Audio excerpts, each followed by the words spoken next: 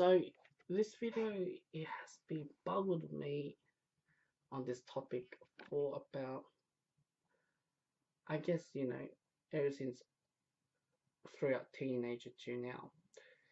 And the title is Lost Generation. What I mean by lost generation, there's a huge gap generation, or perhaps loss of culture, tradition, values. Particularly in American, they call it as 1.5 generation, which means you're the second generation, stimulating, adapting with this new country that your parents has migrated to. Right, this usually comes in multicultural country, or they move to countries because of work related or opportunities or freedom. Okay, or trying to enter the golden era phase of the country. And I'll get a little bit more details for you guys to understand, if those still couldn't get what I'm talking about. It's just that the migrant parents who comes from their stage of their life, they made the decision to move, and whether they brought you along at a very young age, or you were born to that new migrated place that your parents take you to. And as you grow up, you have learned two different cultures and values. The one you have learned and you're more trustworthy is the one that you've adapted, stimulated within this new country. And you got the second one is the one that your parents has been telling you. And but the culture, tradition, the values of their nationalities, the tradition, the days, the norms and everything. But the one works out the best is the one that you stay in the new country. And you rarely have engagement, you don't use it as quite often. But when you try to engage or head to back to your hometown, which is your dad's town or your mom's town, the set of rules is completely different, and it's hard for us. There's no ideas of getting back to the cultural roots or understand how it works, or you try to debate or argue because it's completely different to social norm as where you have stimulated to. This has been a huge effect on many migrants on knowing who are their identity is. And the dialogue is very minimal because your parents expect you to meet that certain expectation. For example, Chinese, you have to be good at studying, you have to be doctors or lawyers, or you'll get nowhere, or you have to get married, or things like that. It was the norm, and they still carry this old mindset of the LGBT was a bad, it's a terrible thing, which till now, like most of them or some of them, does not accept or hard to accept or completely does not accept. It has a high percentage. Or they tell you what has happened in the history regards to certain group of people, marginalized group, and you should hate upon them because of the society where they left has hated them. Now, I'm not here to make a hate video or anything like that. What I'm trying to say is very hard for the lost generation because you have completely have lost the roots of your nationality, your backgrounds, because you do what's worked for you based on this new country. Sorry, the country that you most likely has lived, have born into, and you stimulated through, integrated within the society. Now, when you try to engage or touch on your cultural roots, or perhaps trying to gauge certain events or certain things um, back in your home, right? Back in hometown, which is what your parents or family from, and it's hard because what has your parents has entered a new country, they literally left the period, the time.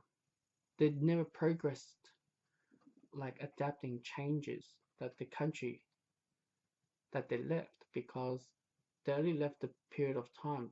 That's what it happens, and it's hard for them to accept or believe how the changes is. But the way how they teach their kids is outdated material that is based on the day that he left their countries. Not everything is relevant, but and this is a very interesting thing where now you're in this in the middle, Who do you trust more? And when you try to engage with your cultural roots, there tend to be a lot of barriers or expectations, social norms. So I'll tell you something about this, right? The main reason why I made this video is because I really wanted to attend to one of my cousin's birthday in my hometown, China. Now, this year I have announced to all my family members I don't want to get married. If you're, getting married in in Australia, in particular, is 42% divorce rate. So I don't see much of point on getting married. And being unmarried in the Western world it's part of the norm. It's not like you're classified as dysfunctional.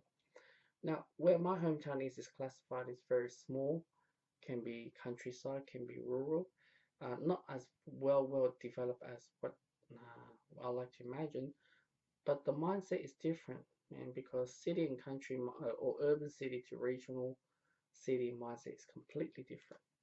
And obviously their needs, their goals, their values, the culture is different. And obviously 10 small regional or countryside cities tend to be a lot more traditional, conservative minded, um, because that's how they're brought up, intergenerational.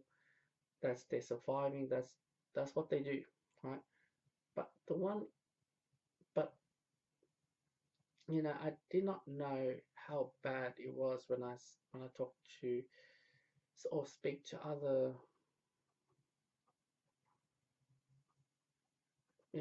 Chinese friends about it, because being at ABC, I need clarification, understanding what is going on, and told them like, oh, my dad doesn't want me to go because one is that you're very anti-marriage.